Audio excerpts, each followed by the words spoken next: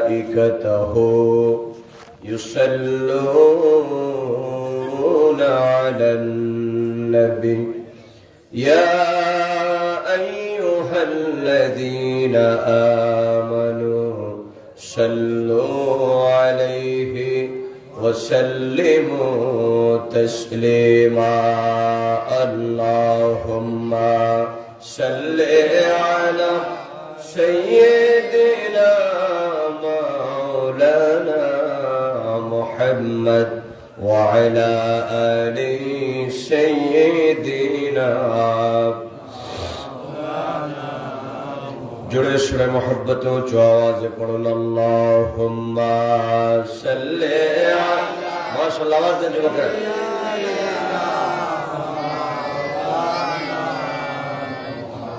وعلى آل سيدنا जर खातिरे जगत पैदा তিনি সোনার Medina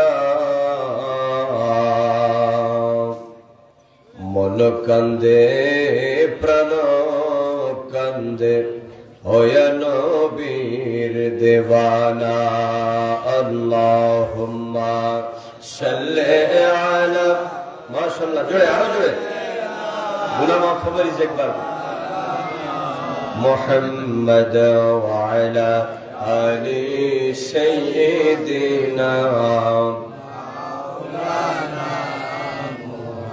جتے جو دی چور عاشق نبیر بڑی مدینہ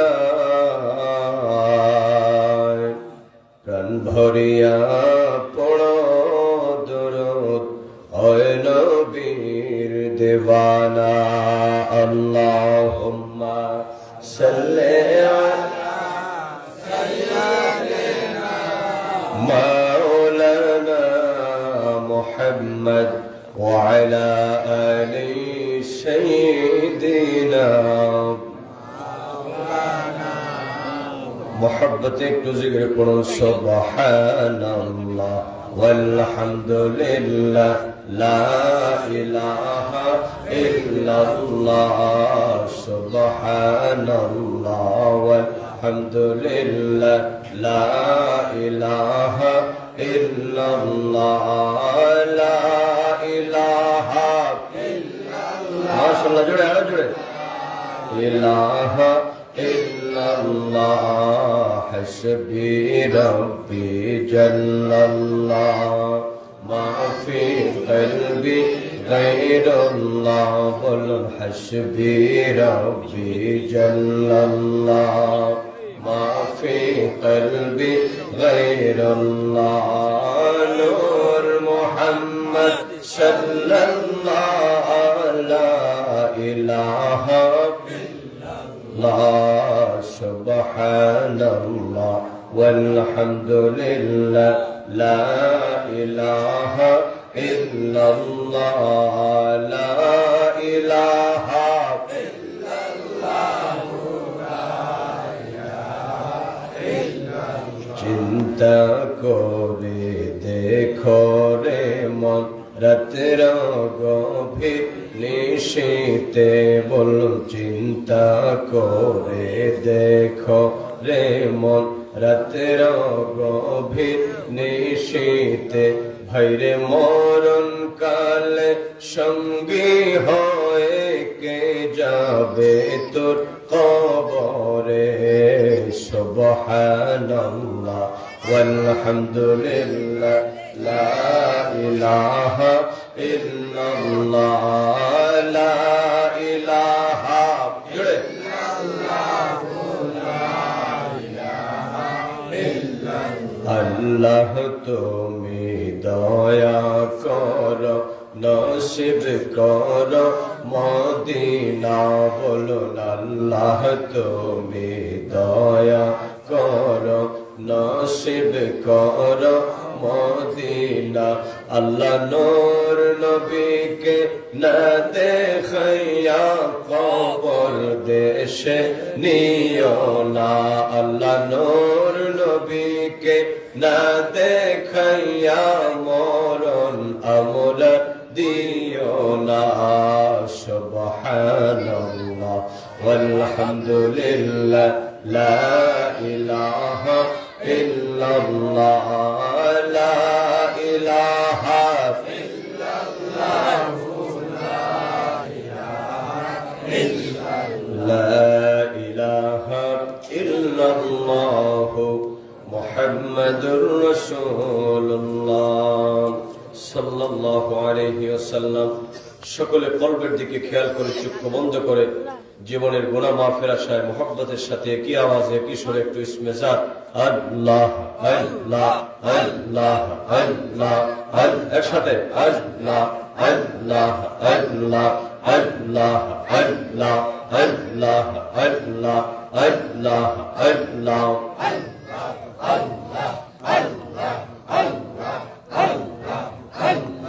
Allah, Allah, Allah, Allah, Allah, Nabi, Nabi, bole amra ঘুমাসে না নয়নে Nabi, Nabi, bole amra ঘুমাসে না নয়নে আমরা রে ভুলি বাগন বিজিকে মনে আল্লাহ আল্লাহ আল্লাহ আল্লাহ আল্লাহ আল্লাহ আল্লাহ নবী নবী বলে আমরা ঘুমাসে না নয়নে আমরা রে ভুলি বাগন বিজিকে মনে আল্লাহ আল্লাহ আল্লাহ আল্লাহ আল্লাহ আল্লাহ নবী তোমায় আমি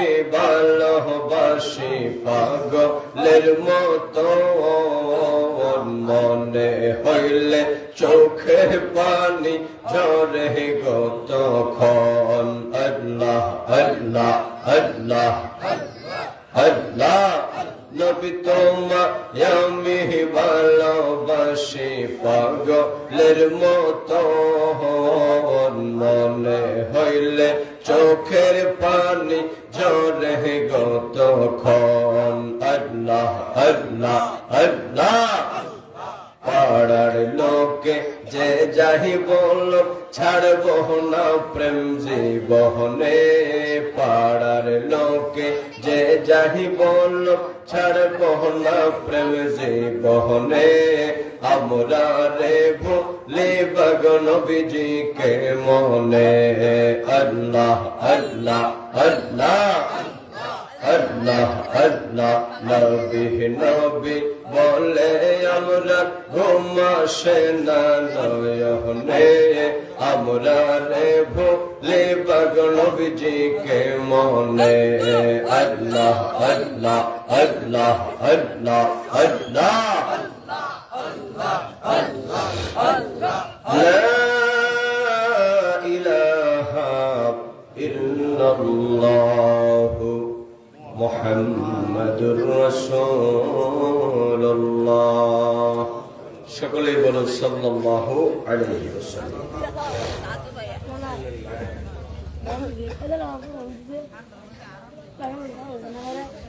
ঐতিহ্যবাহী সুনামগঞ্জ জেলার মেঘালয় সংলগ্ন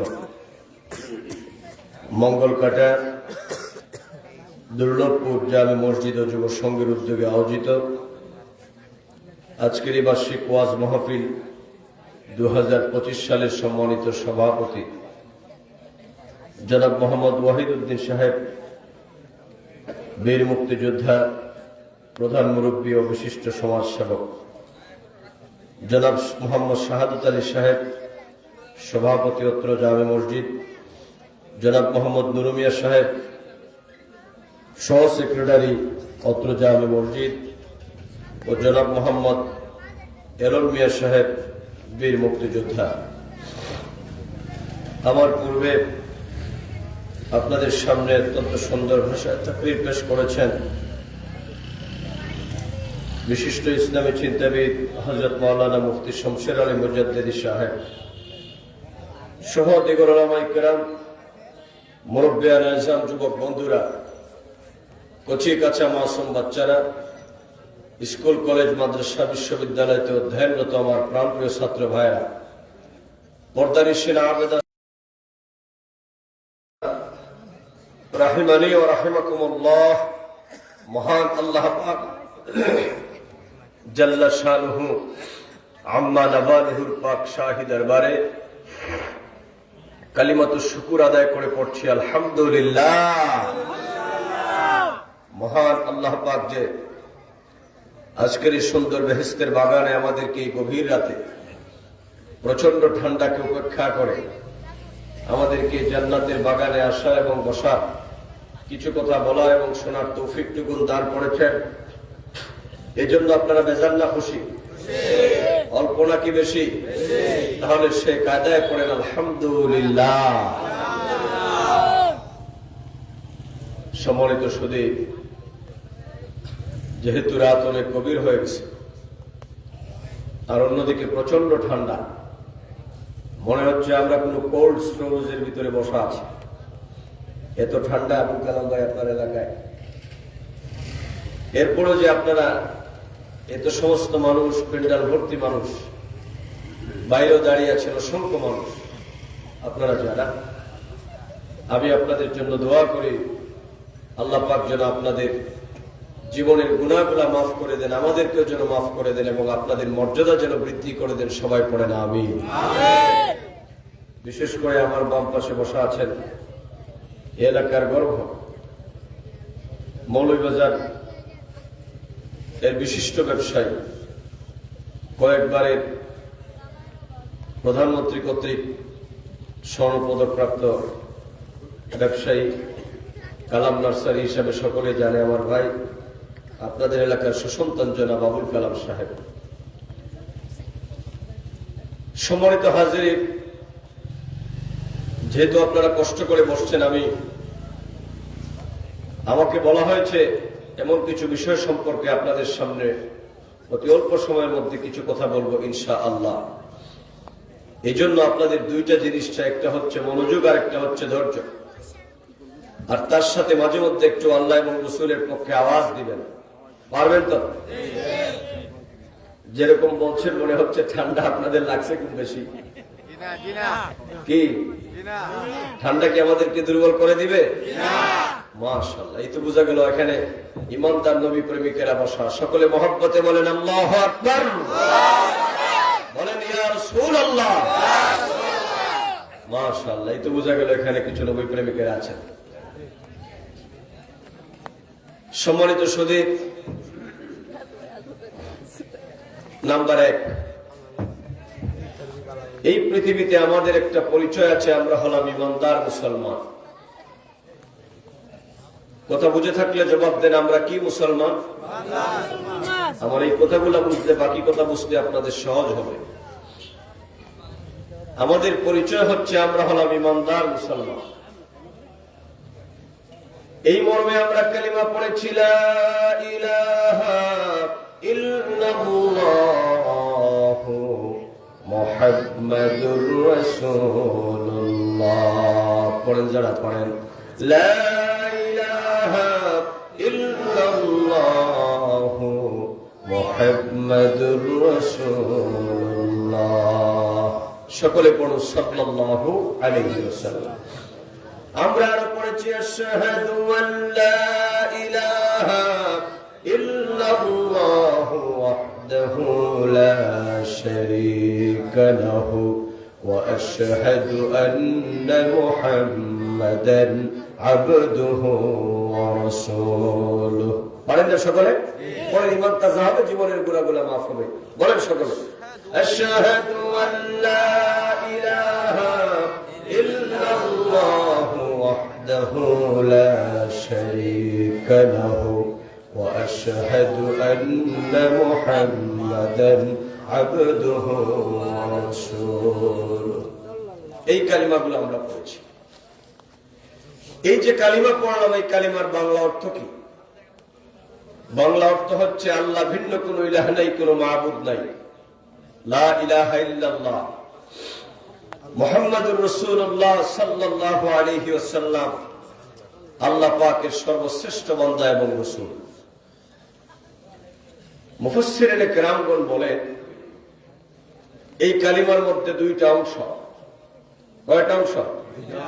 আওয়াজ দিতে হবে সকলকে। কয়টা অংশ? একটা অংশ হলো তাওহীদ, আর একটা অংশ হচ্ছে রিসালাত। তাওহীদ মানে হচ্ছে আল্লাহ পাককে মানা, রিসালাত মানে হচ্ছে আমার দয়াল নবীকে মানা।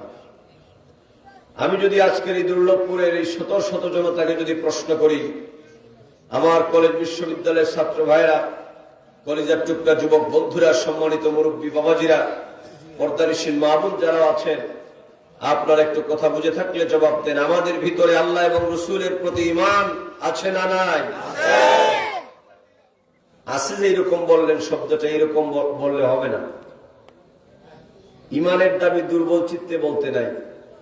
আপনারা যারা মাদ্রাসায় ফাজিল কামিল পড়েছেন, আকাইদে নসফি যারা পড়েছেন, আকিদাতুত তাহাবি যারা পড়েছেন, শারহু ফিকিল আকবার যারা পড়েছেন, আপনারা জানেন যে ঈমানের দাবি দুর্বল চিত্তে করতে নাই। কেউ যদি বলে তোমার ভিতরে আল্লাহ এবং রসুলের প্রেম প্রীতি মহব্বত আছে না নাই, ঈমান আছে না নাই, যদি বলেন ভাই মোটামুটি আছি, তাহলে ঈমানের দাবি পূর্ণ হবে না। এটা কিভাবে বলতে হবে? বল বিতাসদীকিল জাযিম, বল বিতাসদীকিল জাযিম। ঈমান আকীদার কথা বলতে হবে অত্যন্ত দৃঢ়তার সাথে। যদি কেউ বলে তোমার ভিতরে আল্লাহ এবং রসুলের প্রেম প্রীতি আর ঈমান আছে না নাই, সিংহ শার্দুলের মতো বলতে হবে নিঃসন্দেহে আমি ঈমানদার, তাতে কোনো সন্দেহ নাই। কথা বলো ঠিক কিনা? অতএব যারা বসেছেন, আমি জানি এখানে বহু তরিকতপন্থী আল্লাহর মায়ার বান্দারা আছেন। ওয়াজ তো আমাদের সমাজে বহু হয়। এই সমাজটা যেহেতু আল্লাহ পাক দিয়েছেন, এই জন্য একটু গভীর রাতে মহব্বতের সাথে আমি আবার প্রশ্ন করছি, আমাদের সিনার ভিতরে আল্লাহ এবং রসুলের প্রতি ঈমান আর প্রেম মহব্বত আছে না নাই? এই জন্য আমরা হলাম ঈমানদার।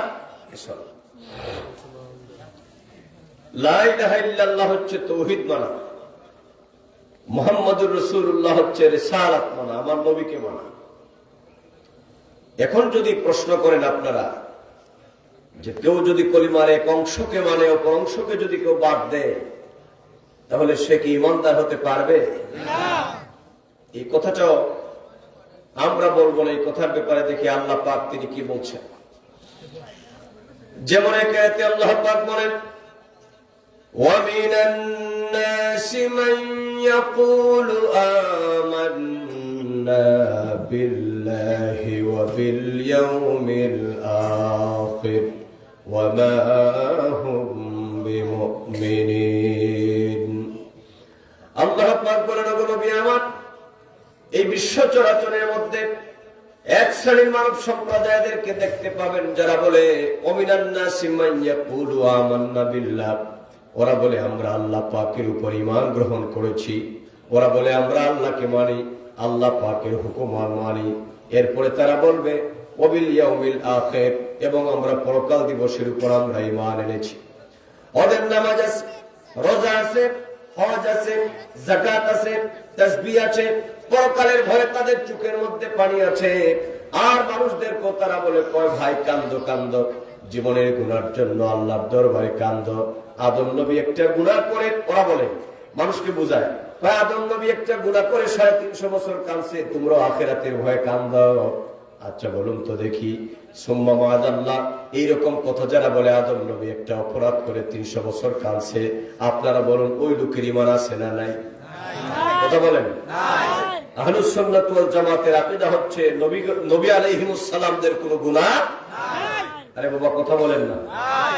আমরা আকীদা বিশ্বাসে সুন্নি মুসলমান। কথা বলেন, আমরা আহলুস সুন্নাত ওয়াল জামাতের অনুসারী। আপনারা আছেন এই দলে? আপনারা থাকেন আর না থাকেন, আমার পরিচয়টা স্পষ্ট। আমরা আহলুস সুন্নাত ওয়াল জামাতের অনুসারী, ইসলামের একমাত্র সঠিক দল হক দল। আহলুস সুন্নাত ওয়াল জামাতের আকীদা হচ্ছে আল আম্বিয়া মাসুমুন আনিল খাতায়া, সমস্ত নবী আলাইহিমুস সালামগণকে আল্লাহ পাক সমস্ত ভুল ত্রুটি থেকে, অপরাধ কর্ম থেকে আল্লাহ পাক তিনি তার নিজ জিম্মায় হেফাজত করেছেন। এজন্য নবীদের কোনো ভুল ত্রুটি হতে পারে না। ভুল ত্রুটি তো দূরের কথা, ভুল ত্রুটি হতে পারে না। তবে যে মৌলবী বলবে নবীদের গুনাহ হয়ে গেছে, সেটা ছোট কথা না, অনেক বড় কথা। এইরকম কথা যারা বলবে, ওই রকম লোকদের কি আপনারা মানতে পারবেন? কিন্তু ওরা বলে, মানুষকে বুঝায়, মানুষকে তালিম দেয়, তোমরাও কাঁদো, আদম নবী এইভাবে করে কাঁদছে। আচ্ছা, আপাত দৃষ্টিতে বলুন তো দেখি, যেই ব্যক্তি নামাজ পড়ে, রোজা রাখে, তসবিহ তাহলিল আছে, বিরাট লম্বা যুব্ব জামা আছে, আর পরকালের ভয়ে কান্দে, দেখলে তো মনে হবে বেচারা জিব্রাইলের তার তো ভাই। কথা ঠিক কিনা? আছে না নাই? যেই পাগড়ি, যেই জুব্বা, যেই জামা, আর কি মিষ্টি মিষ্টি কথা লোকদেরকে বলবে, ভাই এরকম এরকম। কিন্তু দেখবেন ওই সমস্ত মৌলবী সাহেবদের আমার নবীর প্রশংসা শুনলে তাদের চেহারা বেজার হয়ে যায়। ঠিকটাও তো ঠিক মতো বলতে পারলাম না। আরে সুনামগঞ্জের জনগণ, বক্তৃতা করছে আমি, মনে হচ্ছে ভয় পাচ্ছেন আপনারা। আরে বাবা, ইমানদার হলে তো এত দুর্বল ইমানদার হলে হবে না। ইমানদার হলে তো নবী প্রেমিক এমন হওয়া দরকার যে গোটা পৃথিবী যদি আমার আল্লাহ এবং রাসূলের বিরুদ্ধে চলে যায়, আমি একা দাঁড়িয়ে আমার নবীর পক্ষে কথা বলবো। হাত তুলে বলা ঠিক কিনা? নবীর প্রেমিক হলে তো এমন হওয়া দরকার। আর যদি সুবিধাবাদী প্রেমিক হন, যে সুবিধা দেখলে আসি, অসুবিধা দেখলে আপনি নবীর প্রেমিক হতে পারলেন না। ভাই সাহেব কি আছেন না ঘুমে? যে মজার খানা খাওয়াইছেন আপনি, মাশাআল্লাহ। সম্মানিত সুধী বন্ধুরা, এবার আসেন, আপাত দৃষ্টিতে দেখলে লোকটারে লোকটা মনে হয় ভালো মানুষ, কিন্তু এক্ষেত্রে শুনে রাখেন, আমার আল্লাহ পাক জাল্লা শানহু আম্মা নাবালহুর ফতোয়াটা সম্পূর্ণ ভিন্ন। আল্লাহ পাক বলেন, নবী আমার লোকদেরকে জানায়া দেন, ওয়া মা হুম বিমুমিনিন। নবী হে আমার, ওরা যতই বলো আমি আল্লাহকে মানে, যতই বলো পরকালকে মানে। যুবক ভালো করে শুনে যাও, যুবকদের জন্য ইম্পর্টেন্ট কথা, কারণ তোমাদেরকে আজকে ডিরেল করা হচ্ছে, লাঞ্ছিত করার জন্য শত পথ আজকে খুলে দেওয়া হচ্ছে। নবীর পক্ষে থাকার প্রয়োজন আছে না নাই? আল্লাহর পক্ষে থাকার প্রয়োজন আছে না নাই? আরে বাবা, ইমানই তো আমার আল্লাহর, আমার দয়াল নবী। কথা বলা যুবক, কথা বলা ঠিক কিনা? আরে আমার ইমানই তো আমার আল্লাহ এবং দয়াল নবী। সুতরাং যেই মৌলবী আমার নবীর বিরুদ্ধে কথা বলবে, ওরে আমরা মানতে পারি না। এবার সে যেই কেউ হোক। প্রিয় সুধী বন্ধুরা, আল্লাহ পাক বলেন, ওয়া মা হুম বিমুমিনিন, নবী তারা ইমানের দাবিতে সত্যবাদী নয়, মানে ইমানদার নয়, তারা হলো স্পষ্ট বেঈমান। প্রশ্ন হচ্ছে, বেটা আল্লাহকেও মানছে, পরকালকেও মানছে, ইমানদার হইল না কেন? মুফাসসিরিনে কথা বুঝেননি আমার? মুফাসসিরিনে কেরামগণ জবাব দিয়েছেন, আল্লাহ পাকের সংবাদ যে নবী দিয়েছেন এবং পরকালের সংবাদও যে নবী দিয়েছেন। আচ্ছা বলুন তো, আল্লাহ যে একজন আছেন আপনারা জীবনে দেখছেন? আর যারা বলেন নাই, ভদ্রলোকের মতো বসা, মনে হয় দেখার সম্ভাবনা আছে। কথা বলেন, আমরা দেখছি? আমরা বাপ দাদা দেখছে? 14 গোষ্ঠী, গোষ্ঠীর গোষ্ঠী দেখার সম্ভাবনা আছে? কারণ লাইসা কামিসলিহি শাইউন, আল্লাহ পাক বলেন, আমি পৃথিবীর কোন আমাকে দৃষ্টান্ত দেওয়ার কোন মিসাল পৃথিবীতে নাই। লা তুদরিকুল আবসার, গোটা পৃথিবীতে আমাকে দেখার মতো কোন দৃষ্টি আমি আল্লাহ পাক তৈরি করি না, কোন দৃষ্টি আমাকে মুহাইয়া করতে পারবে না। এজন্য আল্লাহকে দেখার কোন সম্ভাবনা নাই। কিন্তু আল্লাহ পাকের হাবিব বলেছেন, বুঝেন আমার যুবকেরা, মুরব্বী বাবাজিরা, সহিহ আল বুখারীর হাদিস, আল্লাহর হাবিব বলেছেন, ইয়া আইয়ুহান নাস কুলু লা ইলাহা ইল্লাল্লাহ তুফলিহু। আল্লাহর হাবিব সহ গোটা পৃথিবীর মধ্যে যত নবী এবং রাসূল পৃথিবীর মধ্যে আগমন করেছিলেন, হযরত আদম সফিউল্লাহ থেকে নিয়ে ঈসা রূহুল্লাহ পর্যন্ত 1,24,000, মতান্তরে 2,24,000, নবী এবং রাসূল এই বিশ্ব চরাচরের মধ্যে যারা আগমন করেছেন সকলেই তাওহীদের দাওয়াত দিয়েছেন। বিশেষ করে আমাদের নবী, নবীদের নবী, নূর নবী, হায়াতুন নবী, জিন্দা নবী, গায়েবের খবর দেনেওয়ালা নবী, শাফাতের কান্ডারি নবী, তরানেওয়ালা নবী, বাঁচানেওয়ালা নবী বলেন, ওগো পৃথিবীর মানব সম্প্রদায়, ইয়া আইয়ুহান নাস, হে পৃথিবীর মানব সম্প্রদায়, কুলু লা ইলাহা ইল্লাল্লাহ তুফলিহু, তোমরা বলো আল্লাহ ভিন্ন কোনো ইলাহ নাই, কোনো মাবুদ নাই। এই কথা যদি তোমরা বলতে পারো, আল্লাহ তোমাদেরকে সফল কাম বানায় দিবেন। তাহলে কথা বুঝে থাকলে জবাব দেন, আল্লাহ সংবাদ যিনি দিয়েছেন তিনি হলেন আমার নবী। কথা বলেন। আমরা আল্লাহকে বিশ্বাস করি না দেখে নবীর কথা মেনেন, আর নবী আল্লাহর কথা বলেছেন আমার আল্লাহকে সরাসরি চর্মচক্ষু দ্বারা দেখে। বলেন না সুবহানাল্লাহ। মেরাজের রাতে আহলুস সুন্নাত ওয়াল জামাতের আকীদা হচ্ছে, মেরাজের রাতে আল্লাহ পাক তার হাবিবকে দিদার দিয়েছেন, আর আমার দয়াল নবী তার চর্মচক্ষু দ্বারা আমার আল্লাহর দিদার লাভে ধন্য হয়েছেন। এখন যদি প্রশ্ন করেন আল্লাহ দেখতে কেমন, এর কৈফিয়তটা ভিন্ন। আল্লাহ যেমন, নবী দেখেছেন তেমন। এটা আমি আপনার ব্যাখ্যা করার কোন সুযোগ নাই। রাইট ইসলামের মধ্যে কাউকে দেওয়া হয় নাই। কিন্তু ঈমান রাখতে হবে আমার নবী আল্লাহকে দেখেছেন, কোন নবীরাও পর্যন্ত দেখে নেবেন। এবার আসেন, আমার নবী আল্লাহকে দেখে বলেছেন লা ইলাহা ইল্লাল্লাহ, কিন্তু আমরা দেখি নাই। আমরা আমার দয়াল নবীর কথার উপরে বিশ্বাস করে আমরাও বলেছি লা ইলাহা ইল্লাল্লাহ, লা ইলাহা ইল্লাল্লাহ। এবার আমরা আখিরাতকে দেখি নাই, পরকালকে না দেখে আমরা আমার নবীর কথা শুনে বিশ্বাস করেছি পরকাল দিবস আছে। এবার আল্লাহ পাক বলতে চাচ্ছেন, নবী গো আমার, আমাকে তো পৃথিবীর মানুষ দেখে নাই, সুতরাং আমার কথা যেই নবীর মাধ্যমে প্রচারিত হয়েছে সেই নবীকে তারা মানবে না, সেটা হতে পারে না। আমার নবীকে বাদ দিয়ে তারা যতই আমি আল্লাহকে মানো, যে নবী আখিরাতের সংবাদ দিয়েছেন ওই নবীকে বাদ দিয়ে তারা যতই পরকালের ভয়ে কান্না করো, আমি আল্লাহ তাদেরকে ঈমানদার বলে সার্টিফাই করব না। এজন্য আমার বন্ধুরা, ঈমানদার হওয়ার জন্য আল্লাহর পাশাপাশি নবীকে মানা প্রয়োজন। কথা বল ঠিক কিনা? তাহলে বলেন, আমরা কলিমার মধ্যে আল্লাহর পাশাপাশি আমরা নবীকে মানি কিনা? এজন্য আমরা আল্লাহকে মানি, আল্লাহর হাবিবকে মানি, এই জন্য আল্লাহকে মানি, আল্লাহকে মানি এই জন্য আমরা বলি লা ইলাহা ইল্লাল্লাহ, নবীকে মানি আমরা বলি মুহাম্মাদুর রাসূলুল্লাহ। আল্লাহকে মানার নাম তাওহীদ, নবীকে মানার নাম রিসালাত। ও দুর্লভপুরের জনগণ ভালো করে বুঝে যাও, এজন্য আমরা আল্লাহকে মানি, আল্লাহ বার স্লোগান দেই নারে তাকবীর আল্লাহু আকবার। নবীকে মানি এই জন্য আমরা স্লোগান দেই নারে রিসালাত ইয়া রাসূলুল্লাহ। তাহলে বলো আমার যুবকেরা, নারে তাকবীরের পাশাপাশি নারে রিসালাতের স্লোগানের প্রয়োজন আছে না? না। কিন্তু আমার দেশে নারে রিসালাতের স্লোগানকে আজকে সমালোচিত করা হচ্ছে। কথা বলো, আওয়াজ দাও। আয় বাবার আওয়াজ দেন, আছে না নাই? বলে কয় নারে রিসালাতের স্লোগান দেওয়া লাগবে না।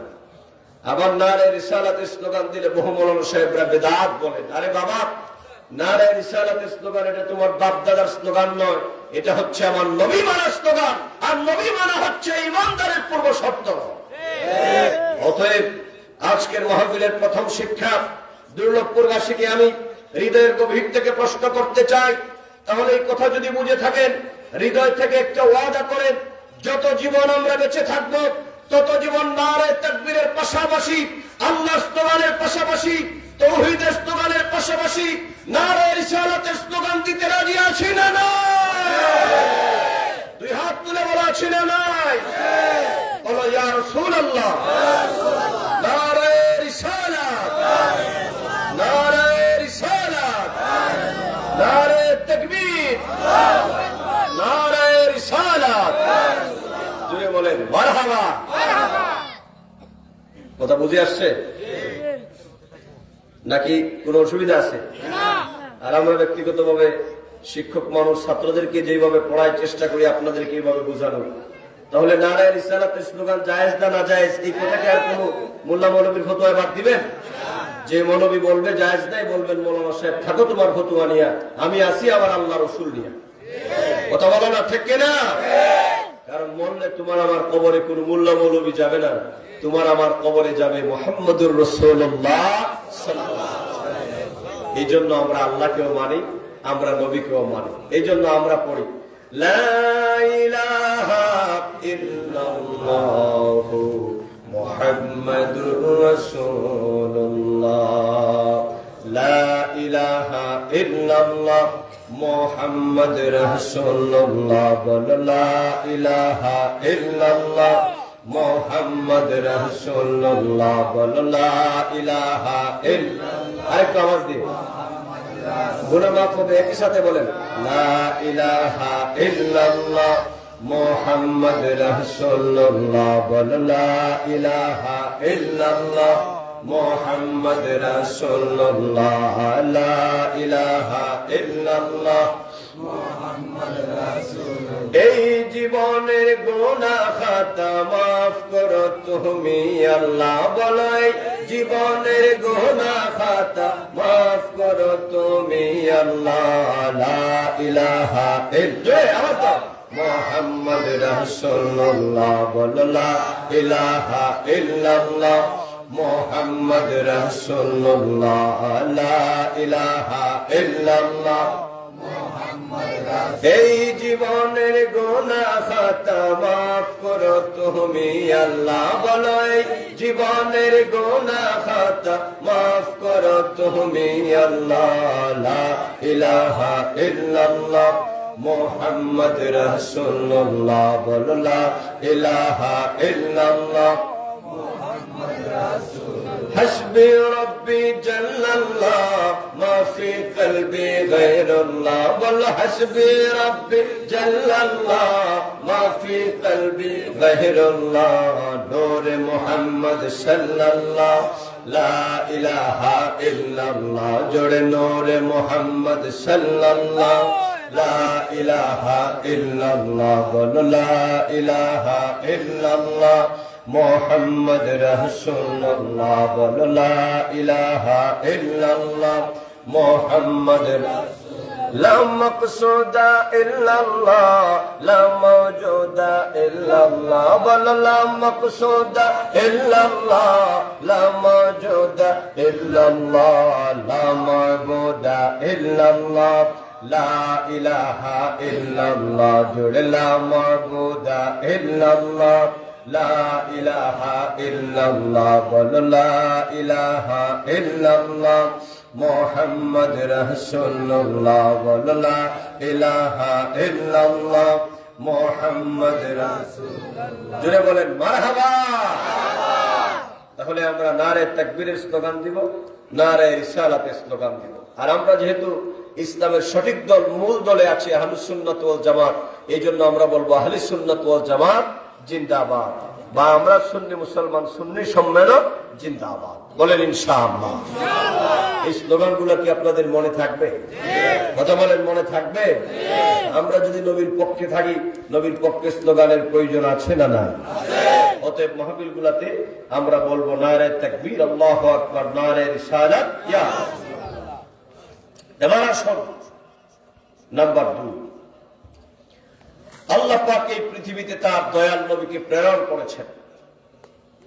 আল্লাহ পাক বলেন, শুনে রাখো তোমরা, আমার নবীকে পাওয়ার পরে শুধু ঈমান আনলেই চলবে না, ঈমান আনার পরে তোমাদের কিছু দায়িত্ব আছে।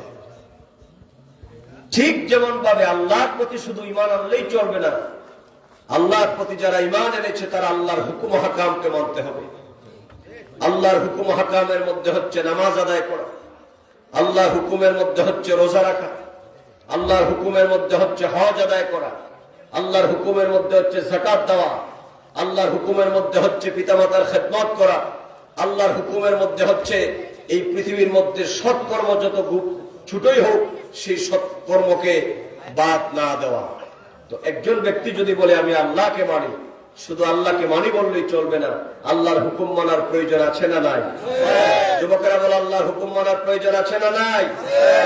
এবার আসেন, আমরা যারা আল্লাহর হাবিবের উপর ঈমান এনেছি, শুধু ঈমান এনেছি এই কথা বললেই হবে না। ঈমান এনেছি এই দাবির পাশাপাশি আমাদেরকে আরো 2টা কাজ করা লাগবে।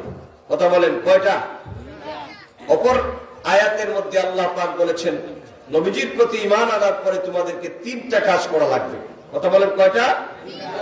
যেমন আসেন বসে, এই মাহফিলের পাশে কথা বলিও না, খবরদার সাউন্ড পলিউশন হচ্ছে, ডিস্টার্ব হচ্ছে আমাদের। একটু জিকির করুন, লা ইলাহা, চুপচাপ দেন, কোনো কথা নাই। আল্লাহ আচ্ছা না বন্ধুরা, আপনি খানিকটা, আপনি একটু খান। লা ইলাহা, সময় তো আমরা 12টার মধ্যে শেষ করবো ইনশাআল্লাহ, 11:30 হয়ে গেছে, আধা ঘন্টায় আমাকে আরো 2 ঘন্টার কথা বলতে হবে। লা ইলাহা ইল্লাল্লাহ, লা ইলাহা ইল্লাল্লাহ মুহাম্মাদুর রাসূলুল্লাহ। সকলে পড়ে সাল্লাল্লাহু আলাইহি ওয়াসাল্লাম। এবার আসেন, আমরা যারা আল্লাহ এবং তার হাবিবের উপর ঈমান এনেছি, আল্লাহর হুকুম আমাদেরকে মানতে হবে এবং নবীজির প্রতি ঈমান গ্রহণের পরে আমাদের দায়িত্বটা কি, সেই দায়িত্ব সম্পর্কে আমাদের জানা লাগবে। অদুল্লভনের জন্য কথা বলেন না, আমাদের জানা লাগবে। যেমন আসেন এবার আল্লাহকে প্রশ্ন করি, আল্লাহ নবীজির প্রতি ঈমান আনার পরে আমাদের দায়িত্ব কি? কোরআনুল কারীমের মধ্যে অসংখ্য আয়াতে আল্লাহ পাক তার হাবিব নূর নবী, হায়াতুন নবী, জিন্দা নবীকে পাওয়ার পরে আমাদের দায়িত্ব এবং কর্তব্যটা কি সম্পর্কে আল্লাহ পাক একটা নয়, দুইটা নয়, দুর্লভপুরের শিক্ষিত সমাজ, ভদ্র সমাজ, আমার জ্ঞানী গুণী সমাজ, মুরব্বী বাবাজিরা, যুবক বন্ধুরা, পর্দানিশীল মা এবং বোনেরা, ভালো করে শুনে রাখো, আল্লাহর হাবিবকে পাওয়ার পর, তার মানে নবীজির উপর ঈমান গ্রহণ করার পর আমাদের দায়িত্ব এবং কর্তব্যটা কি, এই সম্পর্কে একটা নয়, দুইটা নয়, তিনটা নয়, মহান আল্লাহ পাক মহাগ্রন্থ আল কোরআনুল কারীমের মধ্যে 285 খানা আয়াত আল্লাহ পাক নাজিল করে দিয়েছে। কয়টা আয়াত? 285 খানা আয়াত। কিন্তু আমার দেশের এক শ্রেণীর লোকদের পুরা কপাল, এক শ্রেণীর মৌলানা সাহেবরা, ওরা একটা আয়াতও খুঁজে পায় না। কথা কোনটা ঠিক কিনা? এই জন্য আমাদের সমাজে এত দ্বন্দ্ব।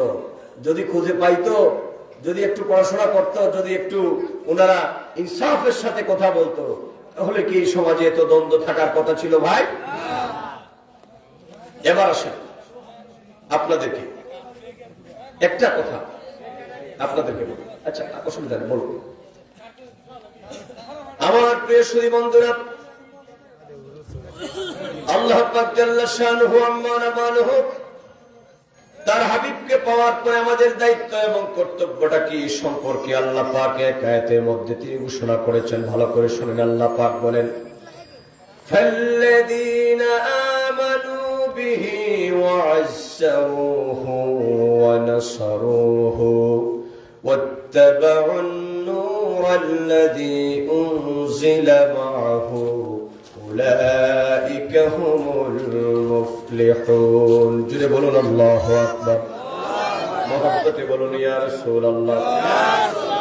আল্লাহ পাক বলেন, শুনে রাখো ও দুনিয়ার মানব সম্প্রদায়, তোমরা শুধু আমার বন্ধু নবীকে মানলেই চলবে না। যুবক রে, ও যুবক, ও আমার মুরব্বী বাবাজিরা, ভালো করে শুনেন, জীবনে কয়দিন বাঁচবেন বলা যায় না। কারণ আপনাদের যাদের দাড়ি পাকা শুরু হয়ে গেছে, এই কথা আমি সব জায়গায় বলি বাজান, যাদের একটা দুইটা দাড়ি পাকা শুরু হয়ে গেছে, তার গ্রিন সিগন্যাল শুরু হয়ে গেছে, তার মানে আপনার পাসপোর্ট আর ভিসা, আমার আপনার পাসপোর্ট আর ভিসা রেডি হয়ে যাচ্ছে। কখন জানি মৃত্যু নামক ফ্লাইট আমার আপনার দরজার মধ্যে চলে আসবে। দুনিয়ার সকল মায়া ছিন্ন করে আমাদেরকে দুনিয়ার থেকে বিদায় নেওয়া লাগবে। কথা কোন ঠিক কিনা? অতএব আমার যুবক বন্ধুরা, অমুরব্বী বাবাজিরা, পর্দানিশীল মা এবং বোনেরা, ভালো করে শুনেন, আমি অদম গুনাহগার নেশারাম ওদের কথা নয়, আমার মহান রব, আমার মহান মালিক, আমার আল্লাহ পাকের পক্ষ থেকে কথাগুলো শোনায় দিয়ে যাই। আল্লাহ এবং হাবিবের কথাগুলো আমাদের মানার প্রয়োজন আছে না নাই? আল্লাহ পাক বলেন, পৃথিবীর মানব সম্প্রদায়, তোমরা যারা আমার বন্ধু নবীর উপর ঈমান গ্রহণ করেছো, ঈমান এনেছো, তার মানে তোমরা যারা আমার বন্ধুকে নবী হিসেবে তোমরা মেনেছো, শুধু তোমরা মানলেই চলবে না। আল্লাহ পাক বলেন, ফাল্লাযীনা আমানু বিহি ওয়া আযযারুহু ওয়া নাসারুহু, তোমরা যারা আমার নবীর উপর ঈমান এনেছো, তোমাদের প্রথম দায়িত্ব হলো দুনিয়ার সবকিছুর চাইতে আমার বন্ধু নবীকে বেশি সম্মান করবা, এরপরে আমার নবীকে সাহায্য করবা, এরপরে আমার নবীর উপরে যে মহাগ্রন্থ আল কোরআন নাযিল হয়েছে ওই মহাগ্রন্থ আল কোরআনের অনুসরণ করবা, ইত্তেবা করবা। যদি এই তিনটা কাজ বান্দা তোমরা করতে পারো ঈমান গ্রহণ করার পর, তার মানে আমার বন্ধু নবীকে যদি দুনিয়ার সবকিছুর চাইতে সম্মান এবং মহব্বত করতে পারো, আর মহাগ্রন্থ আল কোরআনকে যদি তোমরা সম্মান করতে পারো, আল্লাহ পাক বলেন উলাইকা হুমুল মুফলিহুন। এই সমস্ত বান্দারা দুনিয়াতে সফল কাম, পরকালে সফল কাম। মানে দুনিয়াতে আল্লাহ তাদেরকে সম্মানজনক জীবন দিবেন, আর হাসরের ময়দানে নবীজির শাফাআত দিয়ে আল্লাহ বিনা হিসাবে জান্নাতুল ফেরদাউস দান করে দিবেন। আমরা নবীজির শাফাআত চাই কি চাই না? হাত তুলে বলেন চাই কি না? বলেন ইয়া রাসূলুল্লাহ, বলেন ইয়া হাবিবাল্লাহ। তাহলে নবীকে সম্মান করার দরকার আছে না নাই? নবীকে ভালোবাসার প্রয়োজন আছে না নাই? নবীকে সম্মান করার হুকুম কার? আওয়াজ দাও যুবকেরা, নবীকে সম্মান করার হুকুম কার? আপনি আমি এখানে কথা বলার কে? যেখানে আল্লাহ বলেছেন ওয়াজ্জারুহু, আমার নবীকে দুনিয়ার সব কিছুর চাইতে বেশি সম্মান করা।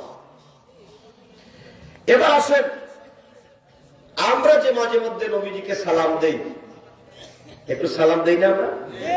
দেননি আপনারা? বাবা রে, যে ঘটনায় ধরে বলতেছেন বুঝতে যায়। আরে যারা দেয় না হেরা তো দেয় না, অসুবিধা কি? আমরা যারা দেই আমাদের কোনো অসুবিধা আছে? দুনিয়া থেকে সব একদল হবে এটা কোনো কথা আছে? দল তো থাকবে। যারা দেয় না দেখ না, আমরা যারা দেই আমরা দিব ইনশাআল্লাহ। কথা বলেন, কথা বলেন ঠিক কিনা? একটু করে হাতটা তুলে বলেন ঠিক কিনা? নবীজিকে আমরা সালাম দিই।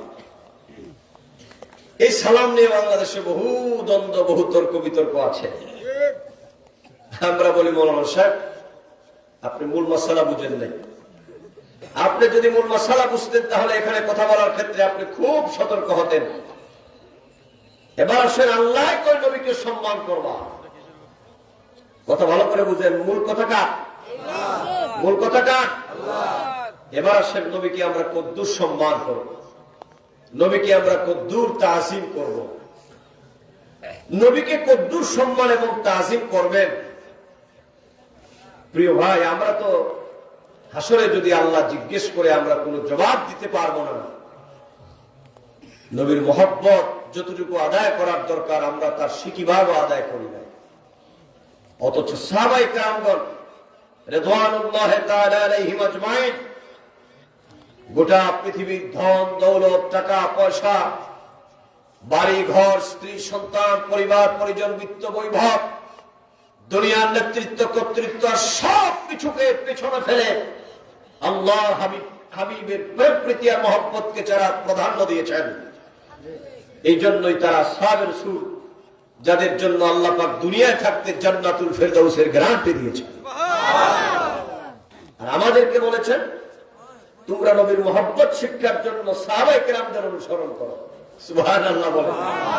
আমরা তো মহব্বত কারে বলে এটা আমরা বুঝবো না, আমরা জানবো না। এই জন্য আমাদের আইডল হচ্ছেন কি?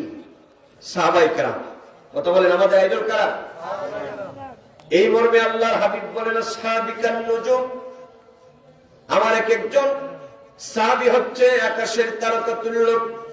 বিআইয়িহিম ইক্তাদাইতুম ইহতাদাইতুম, আমার এক একজন সাহাবায়ে কেরামদের মধ্য থেকে, লক্ষাধিক সাহাবায়ে কেরামদের মধ্য থেকে তোমরা যে কোনো একজনকে যদি ইত্তেবা করো, আল্লাহ পাক তোমাদের জন্য হেদায়েতের পথ সহজ করে দিবেন। এবার প্রশ্ন হচ্ছে সাহাবায়ে কেরামদেরকে কেন অনুসরণ করব? কথা বুঝেন, কথাগুলো ধারাবাহিক বাইসিকে বুঝে আসবে। কথা মনে রাখেন, কিন্তু নবীকে সম্মান করার হুকুম কার? আর আমার নবী বলেন আমার সম্মান শিখতে হলে কার কাছ থেকে শিখো? সাহাবীদের কাছ থেকে। বুঝেন। এবার আসেন, নবীজিকে যদি প্রশ্ন করি ইয়া রাসূলুল্লাহ, ইয়া হাবিবাল্লাহ, আপনি চাইলে তো এই পৃথিবীর কোন মোল্লাম নবীর কথা বলতে পারতেন যে তোমরা ওই মৌলানা সাহেবকে অনুসরণ করো। কথা কোন ঠিক কিনা? আপনি তো রাজা বাদশার কথা বলতে পারতেন, কিন্তু আপনি তাদের কথা না বলে আপনি আপনার সাহাবায়ে কেরামদের কথা কেন বললেন আমরা যেন তাদেরকে অনুসরণ করি? আল্লাহর হাবিব বলেন, ও আমার পৃথিবীর মানব সম্প্রদায়, জানোনি এই পৃথিবীতে আমার সাহাবীরা আমার প্রতি কোন কথা নেই। সাহাবান সব বন্ধ লাগলেন বল, কোন কথা বলিও রাখো। আল্লাহর হাবিব বলেন, ও আমার সাহাবীরা, তোমরা জানোনি এই পৃথিবীর মধ্যে ঈমানের ব্যাপারে একমাত্র শুধুমাত্র কেবলমাত্র আমার সাহাবীরা, যাদের ঈমানের ব্যাপারে জিম্মাদার হলাম আমি রাসূল, যাদের ঈমানের গ্যারান্টি আমি রাসূলুল্লাহ দিচ্ছি। এই পৃথিবীর মধ্যে যত ঝড় আসুক, যত বাধা আসুক, দুনিয়ার অন্যান্য মানুষের ঈমান থেকে সরে যাওয়া সম্ভব, কিন্তু দুনিয়ার যত বাধাই আসুক না কেন, দুনিয়া ছাড়তে পারে, আমার সাহাবীরা আমি রাসূলুল্লাহর কদম ছাড়তে পারে না। এই জন্য আল্লাহর হাবিব বলেছেন, ও যুবকদের শোনো, নবীর সাহাবায়ে কেরাম কেমন ছিলেন রে যুবক। আল্লাহর হাবিব বলেন, আল ঈমানু ফি কুলুবিহিম আযমু মিনাল জাবাল, আল ঈমানু ফি কুলুবিহিম আযমু মিনাল জাবাল। আল্লাহর হাবিব বলে যে ঈমান আমার এক একজন সাহাবীর ভিতরে আল্লাহর পাহাড়ের চাইতে আরো শক্তভাবে বিদ্যমান ছিল। আচ্ছা, পাহাড় চিনেন? এই যে আপনাদের পাশে কি পাহাড়? মেঘালয়।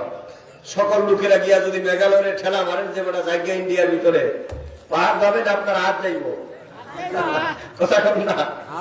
যারা ধাক্কাধাক্কি করতে চায়, যারা লাভালাভি করতে চায়, এন করেন গা তেন করেন গা, লাঠি কি আন্দর পুকুর ভরেন গা।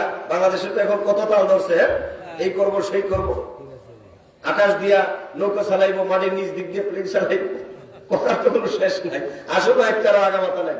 তো ওই সমস্ত সবগুলা মিলা যদি মেঘালয়ের লাত্তি দেয় যে বেটা তুই ভারতের পাহাড় আমাদের বাংলাদেশে আসছিস কেন, তো পাহাড় ভাঙবে না, তার ঠ্যাং ভাঙবে। তার মানে কি, পাহাড় কি আপনি ধাক্কা দিলে সরানো সম্ভব? কথা বুঝতেছেন?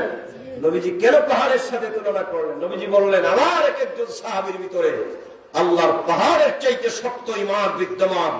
যেই রকম পাহাড়কে ধাক্কা দিয়ে চলানো সম্ভব নয়, গোটা পৃথিবীর সকলে মিলে আমার একজন সাহাবীকে আমি রাসূলুল্লাহর কদম থেকে দূরে সরানো সম্ভব নয়।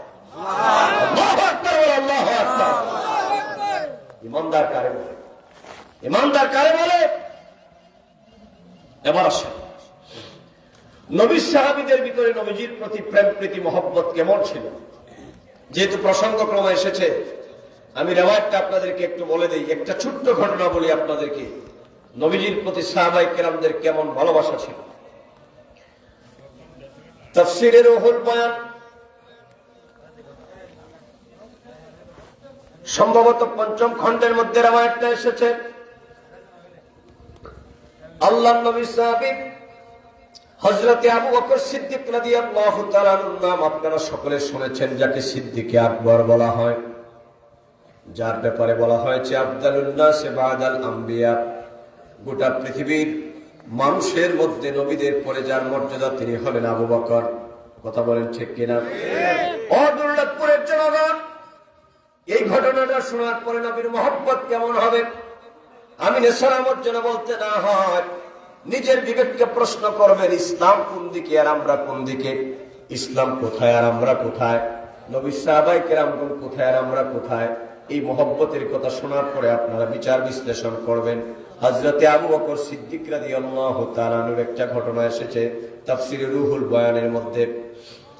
হযরতে আবু বকর সিদ্দিক রাদিয়াল্লাহু তাআলা আনহু একবার তিনি মসজিদে নববীর পাশ দিয়ে হেঁটে যাচ্ছিলেন। এমন সময় মুয়াজ্জিনুর রাসূল হযরতে বেলাল রাদিয়াল্লাহু তাআলা তিনি মসজিদে নববীর বারান্দায় তিনি আযান দিচ্ছেন, আল্লাহু আকবার, আল্লাহু আকবার, আশহাদু আল্লা ইলাহা ইল্লাল্লাহ, আশহাদু আল্লা ইলাহা ইল্লাল্লাহ। এরপরে তিনি বলছেন, আশহাদু আন্না মুহাম্মাদুর রাসূলুল্লাহ। এই কথা যখন তিনি শুনলেন, শোনার পরে আমার নবীর রিসালাতের শাহাদাতের বাণী শোনার পরে হযরতে আবু বকর সিদ্দিক তিনি থমকে দাঁড়ালেন। আর আযানও যিনি দিচ্ছেন, সুবহানাল্লাহ, আমি গতকালকে বলেছিলাম, ওই কোন জায়গায়, গুদিগাঁওয়ে বলেছিলাম যে আযান যিনি দিচ্ছেন তিনি কে? তিনি হচ্ছেন নবীজির খাদেম, নবীজির সাহাবায়ে কেরামদের মধ্যে অন্যতম মর্যাদাবান সাহাবী হযরতে বেলাল। সুবহানাল্লাহ। হযরতে বেলালের ব্যাপারে আপনারা তো জানেন, আমি ছোট্ট করে একটা কথা বলবো। হযরতে বেলাল কিন্তু দেখতে শুনতে তেমন সুন্দর ছিল। মসজিদে নববীর মধ্যে যখন মুয়াজ্জিন নিযুক্ত করা হলো, সাহাবায়ে কেরামদের মধ্যে কিছু সংখ্যক সাহাবায়ে কেরামদের মধ্যে কিছু কানা ঘষা শুরু হয়ে গেল। অসংখ্য অগণিত সুন্দর সাহাবায়ে কেরামগণ থাকতে আল্লাহর হাবিব কেন বেলালের মতো একজন কালো সাহাবীকে নিযুক্ত করলেন। নবীজি একবার নামাজের পরে সমবেত সাহাবায়ে কেরামদের দিকে মুখ ফিরালেন। মুখ ফেরানোর পরে বলতেছিল, গো আমার সাহাবায়ে কেরাম, আমার বেলাল মসজিদে নববীর মুয়াজ্জিন নিযুক্ত হয়েছে। অনেকের মধ্যে অনেক আলোচনা সমালোচনা শুরু হয়ে গেছে, কিন্তু শুনে রাখো, আমার বেলাল মসজিদে নববীর মধ্যে আযান দিবে এই সিদ্ধান্ত আমি রাসূলুল্লাহ নয়। আমার বেলাল মসজিদে নববীর মধ্যে আযান দিবে এই সিদ্ধান্ত একা আমার নয়, এই সিদ্ধান্ত হলো আমার আল্লাহ। আল্লাহু আকবার বলেন। আল্লাহু আকবার। তাহলে বুঝতেছেন যে মর্যাদার দিক দিয়ে কত বড়। সেই বেলাল রাদিয়াল্লাহু তাআলা যখন আযান দিতেন, আকাশের পাখিগুলা উড়া বন্ধ করে দিয়া হযরতে বেলালের মধুর কণ্ঠে আযান শোনার জন্য তার পাশে এসে দাঁড়িয়ে যেত। কি মধুর কণ্ঠ আল্লাহ পাক বেলালকে দান করেছিলেন। হযরতে বেলাল তিনি আযান দিচ্ছিলেন। যাই হোক, বেলালের কথা বলতে গেলে অনেক লম্বা কথা। তিনি আযান দিচ্ছিলেন, পরের জনগণ ভালো করে শুনে যাও। রাওয়ায়াতটা এরকম, লাম্মা সামিআ কাউলুল মুআদ্দিন আশহাদু আন্না মুহাম্মাদার রাসূলুল্লাহ ফাকালা কুররাতু আইনি বিকা ইয়া রাসূলুল্লাহ فقبل الأقلتين السببتين ومسح على عينيه فقال النبي صلى الله عليه وسلم من فعل مثل ما فعل خليلي فقد حلت لكم شفاعتي। উচ্চ আওয়াজ দিয়ে বলেন, ইয়া রাসূলুল্লাহ। মুহাব্বতে বলেন, ইয়া হাবিবাল্লাহ, ইয়া রাসূলুল্লাহ, ইয়া হাবিবাল্লাহ, ইয়া রাসূলুল্লাহ। আমার যুবকেরা একজনের 10 জনের মতো আওয়াজ দিয়ে বলো, ইয়া রাসূলুল্লাহ, ইয়া হাবিবাল্লাহ, ইয়া রাসূলুল্লাহ। গোসল করায়া কাফন পড়ায়া দিবে গো যখন কবরে শোয়ায়া। গোসল করায়া কাফন পড়ায়া দিবে গো যখন কবরে শোয়ায়া। লয় গো কোলে গোলাম বলিয়া, লয় গো কোলে গোলাম বলিয়া। ইয়া রাসূলুল্লাহ, জোরে হাত দাও। ইয়া রাসূলুল্লাহ, আমারি মওতের নিদান কালে থাকিও নবী গো আমারি সামনে। আমারি মওতের নিদান কালে থাকিও নবী গো আমারি সামনে। দেখিব আপনাকে আপন নয়নে, দেখিব আপনাকে আপন নয়নে। ইয়া রাসূলুল্লাহ, ইয়া রাসূলুল্লাহ। দেখিলে নবী গো চেহারায় আনোয়ার, মওতের যন্ত্রণা থাকবে না আমরা। দেখিলে নবী গো চেহারায় আনোয়ার, মওতের যন্ত্রণা থাকবে না আমরা। দিবেন গো দেখা দুনিয়ার মাজা। ইয়া রাসূলুল্লাহ বলেন না, আমরা দুনিয়া থাকতে আমার নবীর দিদার চাই কি চাই না? দুই হাত তুলে বলেন, ইয়া রাসূলুল্লাহ, বলেন ইয়া হাবিবাল্লাহ। দিবেন গো নবী আপনার দিদার, ইয়া রাসূলুল্লাহ, ইয়া হাবিবাল্লাহ, ইয়া রাসূলুল্লাহ। মুনকার নাকির আসিয়া সওয়াল করবে বসায়া, দিয়া গো নবী পর্দা উঠাইয়া। মুনকার নাকির আসিয়া সওয়াল করবে বসায়া, দিয়া গো নবী পর্দা উঠাইয়া। করিব সালাম কদম ধরিয়া, করিব সালাম কদম ধরিয়া। ইয়া রাসূলুল্লাহ, ইয়া হাবিবাল্লাহ, ইয়া রাসূলুল্লাহ। জোরে বলেন মারহাবা ইয়া রাসূলুল্লাহ। আসেন, সাহাবীরা নবীকে কেমন ভালোবাসতেন। কোন সাহাবীর কথা বলছি? হযরতে আবু বকর সিদ্দিক। বুঝতেছেন নি আপনারা? হযরতে আবু বকর সিদ্দিক মসজিদে নববীর পাশে, আর হযরতে মুয়াজ্জিনুর রাসূল বেলাল আযান দিচ্ছে। আল্লাহর হাবিবের প্রেম প্রীতি মহব্বত। যুবক শুনে যাও, আল্লাহ যে বলেছেন নবীকে মহব্বত করবা, নবীকে ভালোবাসবা, নবীকে সম্মান করবা, এই সম্মান নবীকে কদ্দুর করেছে সাহাবায়ে কেরাম। আল্লাহর হাবিবের সাহাবী হযরত আবু বকর যখন শুনলেন লাম্মা সামিয়া কাউলুল মুআদ্দিন আশহাদু আন্না মুহাম্মাদুর রাসূলুল্লাহ, যখন তিনি শুনলেন হযরত বেলাল বললেন আশহাদু আন্না মুহাম্মাদুর রাসূলুল্লাহ, তখন তিনি খুঁজতে লাগলেন আল্লাহর হাবিবকে পাওয়া যায় কিনা। এমন সময় আল্লাহর হাবিবকে তিনি খুঁজে পান নাই। সঙ্গে সঙ্গে তিনি আল্লাহর হাবিবকে খুঁজে না পেয়ে তিনি সঙ্গে সঙ্গে বলতে লাগলেন কুররাতু আইনি বিকা ইয়া রাসূলুল্লাহ, ওগো নবীজি আমার, যদিও আপনি আমার এখানে নাই, যদিও আমার থেকে আপনি নবী কিছুক্ষণ সময়ের জন্য দূরে আছেন, কিন্তু আমি আবু বকর বললাম আপনি নবী হলেন আমি আবু বকরের চোখের মণি। ইয়া রাসূলুল্লাহ, নবী গো, ও দয়াল নবী আমার, যেই রকম আমার চোখ থেকে আমার চোখের মনিটরে আলাদা করা সম্ভব নয়, ইয়া রাসূলুল্লাহ, ইয়া হাবিবাল্লাহ, যেই রকম আমার চোখ থেকে আমার চোখের মনিটরে আলাদা করা সম্ভব নয় গো নবীজি আমার, আমি আবু বকর থেকে আপনি নবীকে আলাদা করা সম্ভব নয়। আমার যুবকেরা ভালো করে শুনো, হযরত আবু বকর সিদ্দিক রাদিয়াল্লাহু তাআলা এই কথা বলার পর ফাকাব্বালা লাকলাতাইন সাবাবাতাইন, কাব্বালা ইউকাব্বিলু তাকবিলান, বাবারা কিস করা, চুম্বন করা, আর আল আগলাতাইন সাবাবাতাইন বলা হয় দুইটা বৃদ্ধাঙ্গুলির নখকে। এবার হযরত আবু বকর দুইটা বৃদ্ধাঙ্গুলির নখকে একত্রিত করে আমার নবীজির নাম শুনে তিনি দুইটা বৃদ্ধাঙ্গুলির মধ্যে চুমা খাইলেন। আর একটু বড় করে বলেন না সুবহানাল্লাহ। কে চুমা খেয়েছেন? কথা বলেন না। আবু বকর, আপনারা একটু চুমা দেন, দুই বৃদ্ধাঙ্গুলি এক জায়গায় করেন, দেখি করেন, দেন চুমা দেন, দেন। চুমা দেওয়ার পরে আমার সাহালাই নাই, ও দুর্লভপুরের শূন্য জনতা শোনো রে, নবীর প্রেম কারে বলে রে বন্ধু। এবার তিনি বৃদ্ধাঙ্গুলির মধ্যে চুমা খেয়ে দুইটা চোখের মধ্যে তিনি মাসাজ করলেন। ইন দ্য মিন টাইম, এমন সময় আমার নবী, নূর নবী, হায়াতুন নবী, জিন্দা নবী, শাফাতের কান্ডারি নবী, তরানে ওয়ালা নবী, বাঁচানে ওয়ালা নবী ওই জায়গার মধ্যে হাজির হয়ে যান। আল্লাহর হাবিব উপস্থিত হওয়ার পরে জিজ্ঞেস করলেন আবু বকর, ও আবু বকর, ব্যাপার কি? তুমি দুইটা বৃদ্ধাঙ্গুলির মধ্যে চুমা খেয়ে চোখের মধ্যে মাসাজ করছো রে আবু বকর, ব্যাপারটা কি? এবার হযরতে আবু বকর বলে, ইয়া রাসূলুল্লাহ, ইয়া হাবিবাল্লাহ, নবী গো আমার, আল্লাহ পাকের বিধান হচ্ছে আপনাকে সম্মান করা। অতএব আযান হচ্ছিল মসজিদের মধ্যে, বেলাল আযান দিচ্ছিল, আপনি নবীকে আমি সামনে পাচ্ছিলাম না।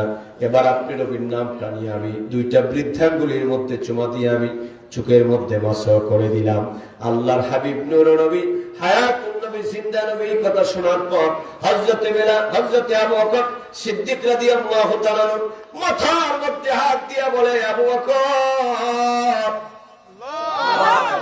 আবু বকর, আমি রাসূলুল্লাহর প্রেম প্রীতি মহব্বতের যে উজ্জ্বল দৃষ্টান্ত আজকে স্থাপন করেছ রে আবু বকর, এই জন্য আমার আল্লাহ আর আমি মুহাম্মদ সাল্লাল্লাহু আলাইহি ওয়াসাল্লাম তুমি আবু বকরের উপর খুশি আর রাজি হয়ে গেলাম। শুধু আমি খুশি হলাম না, সঙ্গে সঙ্গে আমার দয়াল নবী এই কাজটাকে আল্লাহর হাবিব বৈধতা ঘোষণা করে দিলেন। আল্লাহু আকবার। ও দুর্লভপুরের জনগণ, ভালো করে শুনে যাও, যাতে করে কোন মোল্লা মৌলবীর ফতোয়া, বেদাত ফতোয়া এই কাজটা যেন বাদ না দাও। আল্লাহর হাবিব নূর নবী, হায়াতুন নবী, জিন্দা নবী আবার বলেন, আবু বকর, তোমার কাজটা আমার কাছে বড় ভালো লেগেছে রে আবু বকর। কেমন ভালো লেগেছে তুমি জানো নি? এবার হযরতে আবু বকরকে আল্লাহর হাবিব বলেন, আবু বকর, পৃথিবীর মানুষদেরকে শোনায় দাও, মান ফাআলা মিসলা মা ফাআলা খালিলি, মান ফাআলা মিসলা মা ফাআলা খালিলি, এইরকম করে যে কিয়ামত পর্যন্ত আমার উম্মতেরা যদি আজকে আবু বকর আমি রাসূলুল্লাহর নামটা শোনার পর বৃদ্ধাঙ্গুলির মধ্যে চুমা খেয়ে যেই রকম দুইটা ওই বৃদ্ধাঙ্গুলির নখকে চোখের মধ্যে মাসিয়া করেছে, নবীজি বলেন, মান ফাআলা মিসলা মা ফাআলা খালিলি, আমার বন্ধু যেই রকম করেছে এই রকম কিয়ামত পর্যন্ত যদি কোনো মানুষ করে, ফাকাদ হাল্লাত লাকুম শাফাতি, উম্মত ওই ব্যক্তির জন্য আমি রাসূলুল্লাহ ওয়াল হাসরের ময়দানে শাফিয়া মানে শাফাআতকারী হয়ে যাব। যেই দিন তোমার বাবা কোনো উপকারে আসবে না, তোমার মা কোনো উপকারে আসবে না, যেদিন তোমার নেতা তোমার উপকারে আসবে না, কর্মী তোমার উপকারে আসবে না, লা তাসিরু ওয়াসিরাতু ইসরা উখরা, ওই দিন কেউ কারো বোঝা বহন করবে না। ইয়াউমা লা ইয়ানফাউ মালুন ওয়ালা বানুন, যে হাসরের ময়দানে তোমার ধন সম্পদ, তোমার সন্তান সন্ততি যেদিন কোনো কাজে আসবে না।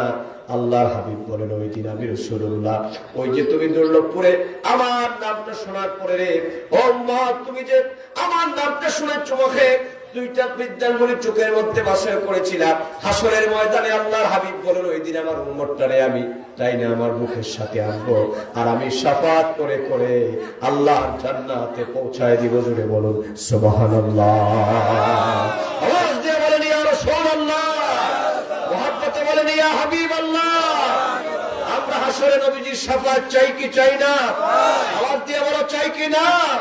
তাহলে নবীজির নাম শুনে চুমা খাওয়ার দরকার আছে না নাই? হাত তুলে বলা আছে না নাই?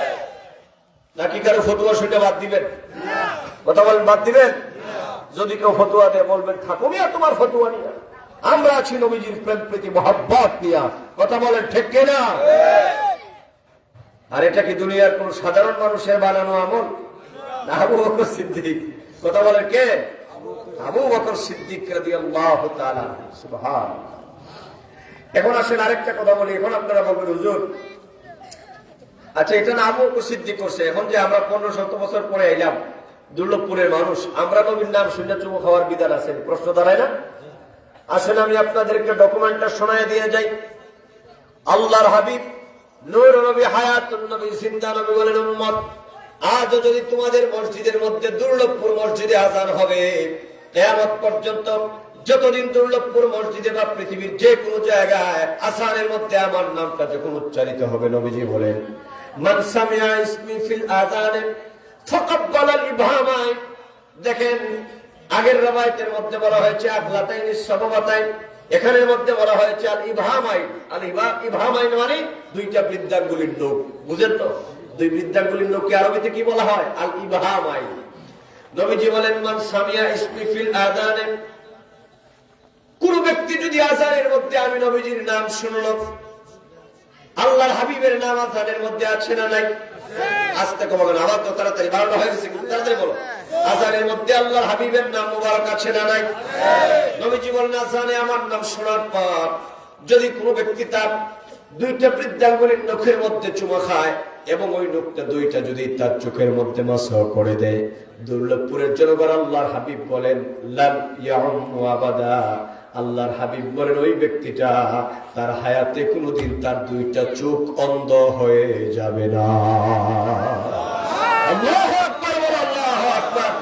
নবীজি বলেছেন লাম ইয়াউম আবাদা, লাম ইয়াউম আবাদা, ওই ব্যক্তি যতদিন পর্যন্ত পৃথিবীতে বেঁচে থাকবে আমি নবীর তাজিম এবং সম্মান করে চোখের মধ্যে সেজে ঠোঁটের মধ্যে চুমা খেয়ে চোখে মাসা করেছে, এই জন্য আল্লাহ পাক আমার সম্মানে আমার উম্মতের ওই চোখের পাওয়ার কোনদিন কমায় দিবে। এখন তো কথা লম্বা হয়ে যাবে, প্রশ্ন করবেন যে চোখের পাওয়ারের সাথে নবীর আবার কিসের সম্পর্ক? কথা বলেন না যে নবীজির নাম শুনলে চোখের পাওয়ার কমবে না, নবীর সাথে চোখের পাওয়ারের কি সম্পর্ক? আরে বন্ধু, সহিহ হাদিসের মিসদাক অনুযায়ী প্রত্যেক মুমিনের চোখের জ্যোতি আল্লাহ পাক আমার দয়াল নবীর নূর মুবারক দ্বারা সৃষ্টি করেছেন। সুবহানাল্লাহ। এই যে দেখতে পাও, এই দেখাটা দৃষ্টি শক্তি, এই যে পাওয়া, এই যে রেটিনা, গ্লোকোমা, যদি তোমার প্রবলেম হয় বুঝবা কত টাকা লাগে। আল্লাহ যেন প্রবলেম না করেন, সবাই করেন আমিন। এই যে আমার ভাই, ঠিক আছে নিছো মাশাআল্লাহ, সুন্দর চশমা ছাড়া, এতে তো চশমা নাই বললেই চলে, কিন্তু শহর বন্দরে দেখি মানুষ 100 জন থাকলে 90 জন এই বড় বড় চশমা। কথা কোন ঠিক কিনা? আর খালি কই বেটা জীবনে হের বড় কষ্ট হয় নবীর নামটা নিয়ে চুমা দিতে, তো এর সময় সইতে না তো আরেক বেটা রইব।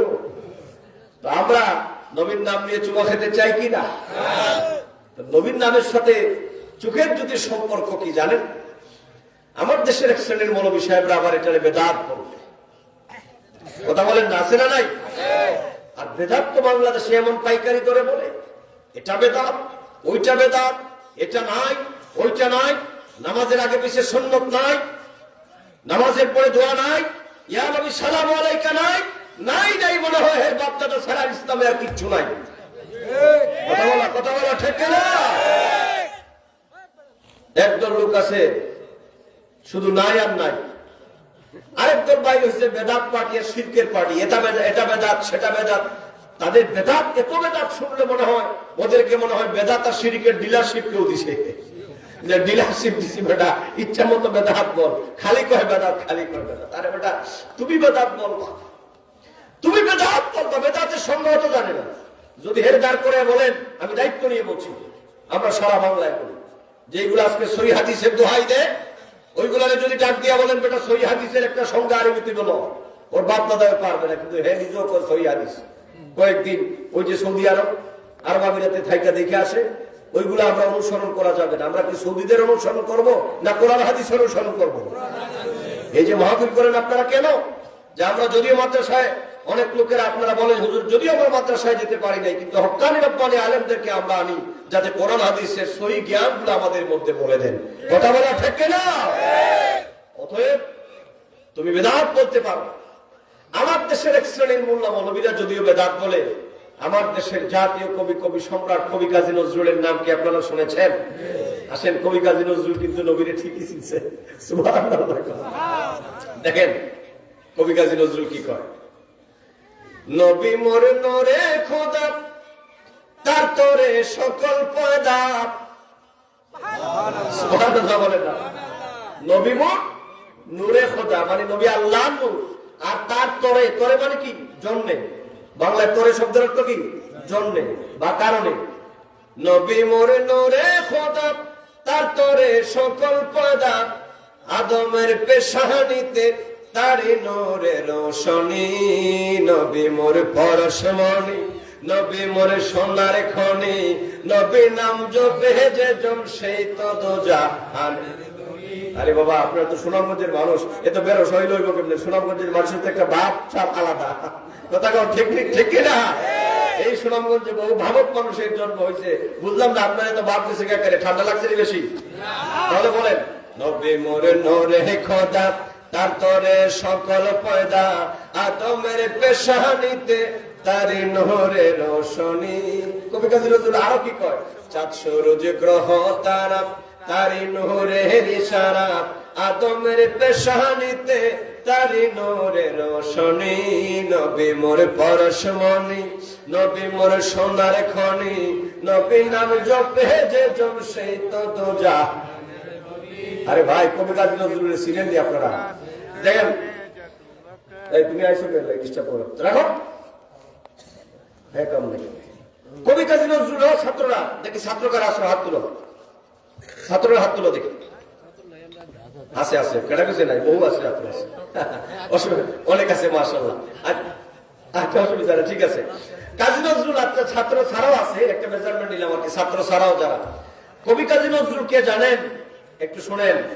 আমাদের দেশের বহু যারা ফতুয়া দেয়, হেদের মাকাম আর কবি কাজী নজরুলের মাকাম কত বেশ কম জানেন?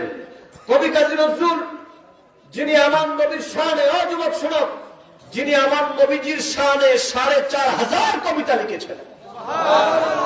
কয় হাজার কবিতা?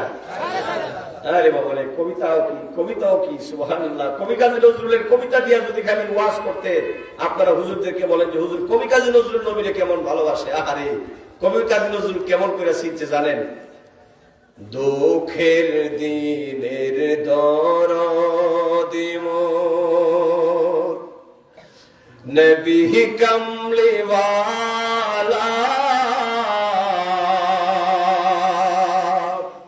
নবী কামলিওয়ালা, তুমি আসবে জানি আধার রাত, জ্বলবে প্রদীপ লালা, নবী কামলিওয়ালা। আরে কবি কাজী নজরুল কি করে? দুঃখের দিনে মানে ওগো নবী, যেদিন ভয়াল হাসরের ময়দানে আমার কেউ থাকবে না, আমাকে যখন কেউ সাহায্য করতে পারবে না, সেদিন একমাত্র কেবলমাত্র শুধুমাত্র দরদি হবেন আপনি মুহাম্মদুর রাসূলুল্লাহ সাল্লাল্লাহু আলাইহি ওয়াসাল্লাম। কবি নজরুল আমার নবীকে ভালো করে চিনছে। এজন্য একটু বলেন না, দুঃখের দিনের দরদি মোর নবী কমলিওয়ালা, নবী কমলিওয়ালা। তুমি আসবে জানি আধার রাতে, তুমি আসবে জানি আধার রাতে, যাতে প্রদীপ লালা নবী কমলিওয়ালা, নবী কমলিওয়ালা। মারহাবা বলেন, মারহাবা। এই হচ্ছে কবি কাজী নজরুল। তিনি আমার নবীর শানে এরকম 4500 কবিতা লিখেছেন। আর কবি কাজী নজরুল কয়, নবী মোর নূরে খোদা, তার তরে সকল পয়দা। আর হাদিসে পাকের মিসদাক অনুযায়ী মুমিনের চোখের নূর আমার নবীজির নূরের দ্বারা পয়দা। সুবহানাল্লাহ। মুমিনের চোখের জ্যোতি আমার নবীর নূর মুবারকের দ্বারা পয়দা। এজন্য নবীর নাম নিয়ে যত চুমা খাবেন, আল্লাহ বলেন আমার হাবিবকে সম্মান করেছিস, এজন্য তোর চোখকে আমি অন্ধ বানাই দিব না। চোখের দৃষ্টি তো আমার দেওয়া, আর আমার নবীকে তাজিম করার কারণে আমি আল্লাহ চোখের দৃষ্টি বাড়াই দিব। এতক্ষণ যে আমি আলোচনা করলাম, কি বুঝতে পারলেন? এবার আসেন আমি আমার বক্তৃতা শেষ করি। প্রথম নম্বর আপনাদেরকে বুঝিয়েছি, আমরা ইমানদার মুমিন মুসলমান, আমরা আল্লাহ চাই, নবীও তাড়াতাড়ি কর, আমরা আল্লাহ চাই, নবীও, আমরা নারায়ে তাকবীর চাই, নারায়ে রিসালাত দিবেন তো? বলেন ইনশাআল্লাহ। দ্বিতীয় নম্বর বুঝালাম, নবীজির উপর শুধু ঈমান আনলেই চলবে না, আল্লাহর হাবিবকে দুনিয়ার সবকিছুর চাইতে বেশি মহব্বত করতে হবে। আপনারা বলুন, নবীকে মহব্বত করার হুকুম কার? এবার আপনারা শুনেছেন আল্লাহর হাবিব বলেছেন, নবীজির মহব্বত শিখতে হলে আমার সাহাবায়ে কেরামদের কাছ থেকে শিক্ষা নাও। আমরা দেখলাম নবীজির সাহাবীরা নবীকে কেমন মহব্বত করতেন। আর হযরতে আবু বকর সিদ্দিক নবীজিকে এমন মহব্বত করতেন, নবীজির নামটা শুনেতে তাজিমান চুমা খেতে। তাহলে বলেন, আমরা নবীর নাম শুনে মহব্বতে চুমা খাওয়ার দরকার আছে না নাই? তাহলে বলো রে বন্ধু, আল্লাহ কয় নবীকে সম্মান করবা, মহব্বত করবা। এই যদি হয় সাহাবায়ে কেরামদের মহব্বত, ওই জায়গায় নবীকে সালাম দিলে কি কোনো অসুবিধা আছে নাকি? কথা বলেন, অসুবিধা আছে নাকি? এই সালামের ব্যাপারে দুনিয়ার কোন মানুষের কথা নয়, নবীজিকে সালাম দেওয়া, নবীজির উপর দুরূদ শরীফ পড়ার হুকুমটাও আমার আল্লাহ।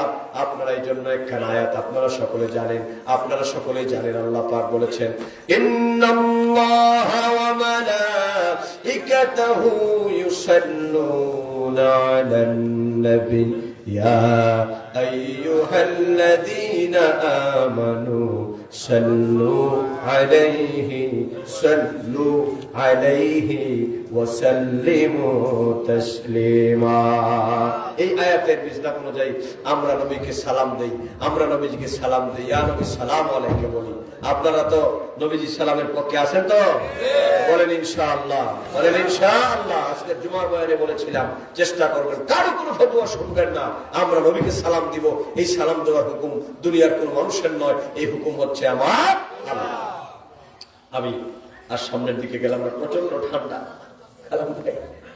আমার খুব মায়া, যদিও সারা বাংলাদেশের বিভিন্ন জায়গায় আপনাদের দোয়ায় খুব ব্যস্ত সময়, কিন্তু আমার এই ভাইটা আমার দীর্ঘদিনের আমার জুমা মসজিদের মুসল্লিও ছিল, আমার সাথে খুব ভালো সম্পর্ক। এখন বলছে হুজুর একটু আমাদের গ্রামে যাবেন, তো ভাবলাম আপনাদের একটু দোয়া নেওয়ার সুযোগ হলো, দোয়া করবেন তো?